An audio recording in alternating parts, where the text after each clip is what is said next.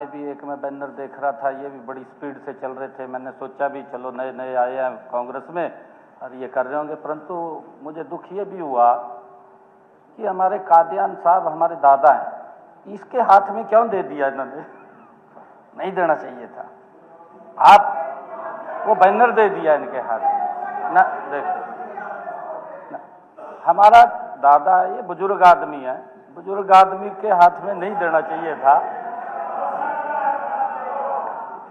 दादा एक मिनट बैठिए, दादा एक मिनट दादा एक मिनट, अच्छे के वास्ता ले रहा मैं तो आपका नाम दादा।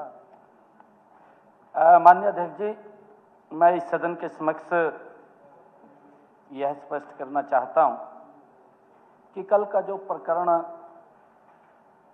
में शामिल हमारे कुछ हरियाणा सरकार के विभागों का पैसा था और बोर्ड कॉरपोरेशनों सहित संपूर्ण राशि मात्र 24 घंटे के अंदर अंदर हमारी सारी राशि वो वापिस हमारे खातों में जमा हो गई है, जो वो राशि गई है। माननीय अध्यक्ष जी, लगभग बैंक द्वारा 556 करोड़ रुपए जमा कराए गए थे, जिसमें लगभग 22 करोड़ रुपया ब्याज का भी हमने लिया। जो ब्याज था वो भी वापिस आ गया, उसको भी हमने जमा, ये हो गया है। और उस पूरे पैसे की रिकवरी भी हमने मात्र 24 घंटे के अंदर कर ली है।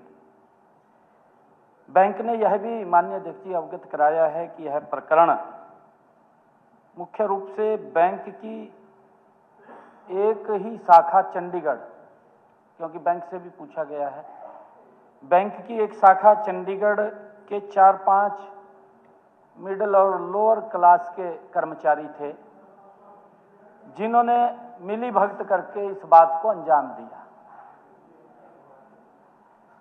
सरकार बैंक के साथ मिलकर के माननीय अध्यक्ष जी यह सुनिश्चित करेगी कि इस प्रकरण में शामिल रहने वाले बैंक कर्मी या कोई निजी व्यक्ति या कोई सरकारी कर्मचारी भी है। मैंने कल भी कहा था माननीय अध्यक्ष जी, इसी सदन के अंदर मैंने कहा था कि अगर कोई सरकारी अधिकारी भी होगा या कर्मचारी होगा, उसके खिलाफ सख्त कार्रवाई करेंगे।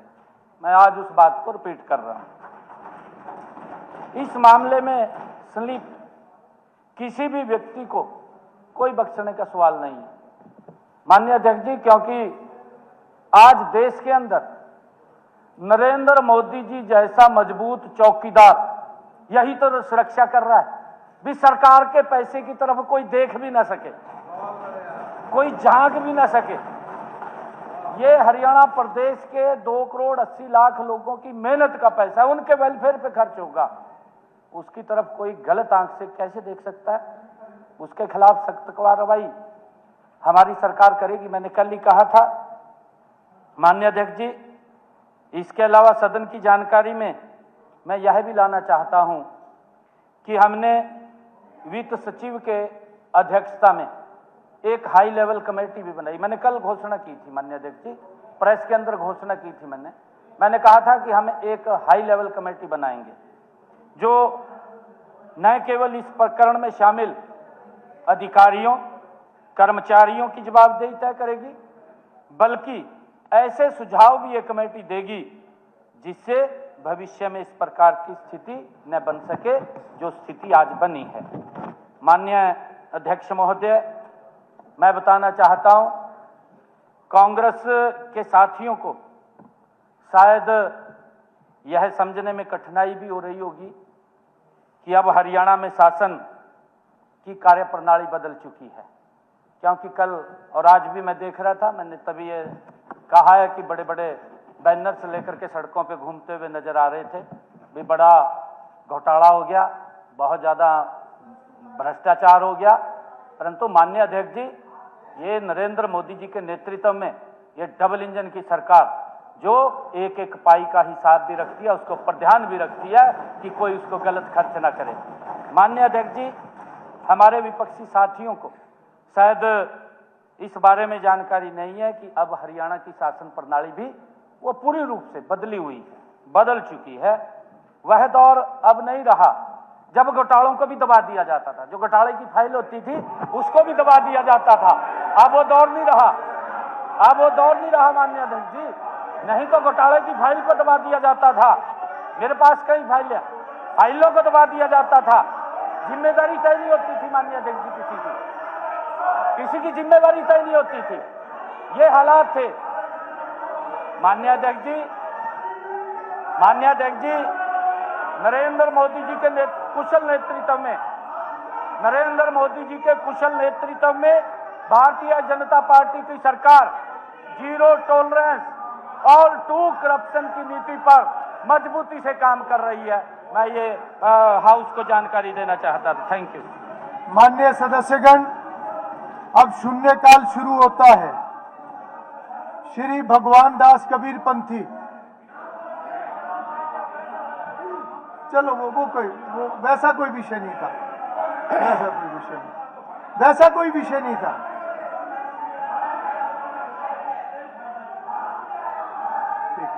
Thank you. बैठो बैठो बैठो बैठो बहन जी, बैठो बैठो। माननीय मुख्यमंत्री जी ने एक डिस्प्ले कार्ड में आवाज को आवाज रखो, इतना हाउस में लाउड स्पीकर मत बनाओ, आवाज ही होती है जी। दादा जी जी, एक डिस्प्ले कार्ड मेरे हाथ में था जी जी जी, और उस पर इन्होंने कमेंट किए हैं और ये कह रहे हैं कि डिस्प्ले कार्ड देकर सड़कों पे घूम रहे थे।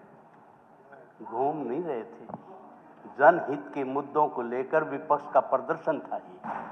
ये आप उसको वोट नहीं रहे इस बात। आप जहां प्ले कार्ड की बात करते हो, चलिए माननीय मुख्यमंत्री जी, बात सुनो, आप स्टेटमेंट दे दिया। बात सुनो। चलिए, श्री भगवान दास कबीर पंथी, नहीं स्पीकर सारे, मैं सारे नाम पढ़ के सुना देता हूं। श्री भगवान दास, श्री लक्ष्मण सिंह यादव, श्री अर्जुन चौटाला, श्री प्रमोद कुमार विज, श्री उमेद सिंह, श्री सतपाल जांबा, श्री देवेंद्र कादियान, श्री सतीश कुमार फागना, श्रीमती मंजू चौधरी, श्री जस्सी पेटवाड़। भगवान दास जी। धन्यवाद अध्यक्ष महोदय। नहीं, आपने अपनी बात रखी। नहीं, आप हमेशा ऑफ ट्रैक नहीं, ऐसे आप अपनी मानिए, आपने अपनी बात रख दी, बस ठीक है। इससे ज्यादा कोई विषय भी नहीं था। नहीं, चलिए। माननीय अध्यक्ष जी, मैं आपके माध्यम से माननीय मुख्यमंत्री, एक मिनट भगवान दास जी, आप जब नहीं बोल रहे थे, बताइए। नहीं, जब मेरा नाम लिया है मुख्यमंत्री तो आपने बात रख दी, मैं क्लैरिफाई करना चाहता हूँ। बताइए और बताइए। वैसे जब चीफ मिनिस्टर या मिनिस्टर कोई जवाब, कोई स्टेटमेंट देते हैं, उसके बाद इस प्रकार से चर्चा नहीं होती उस पर। इसलिए संक्षिप्त में आप जो कहना चाहते हैं वो कह दें।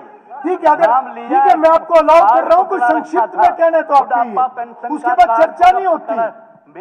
मेरे हाथ में बुढ़ापा पेंशन का कार्ड था, उसका कह रहे हैं कि दादा को पकड़ा दिया। आप खुद कह रहे हो कि बुजुर्ग मेरे पिता के समान है।